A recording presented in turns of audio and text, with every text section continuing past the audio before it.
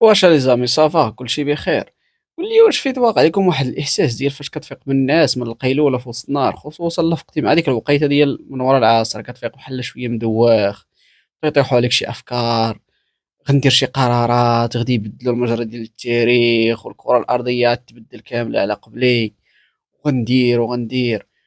وأول حاجة أول خطوة كتبدا بها هي كتدخل لا ليست ديال لي زامي عندك في فيسبوك ولا في انستغرام، كتبدا تفيلتري في عباد الله كتعطي لراسك واحد الخيار ديال الوجود ديال عباد الله، واش هاد الناس يتواجدوا في الحياة ديالك ولا ما يتواجدوش.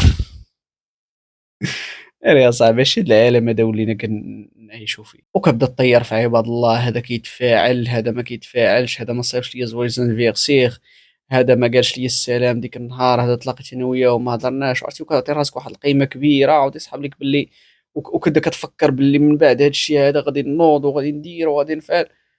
ومضيق هرمز غادي يتحل إلى ما لا نهاية، وغيطيح المازوت 4 دراهم، وغنعيشوا من بعد في رفاهية، والعالم كامل غادي يبقى يهضر عليا من هنا واحد 5000 عام ولا 6000 عام.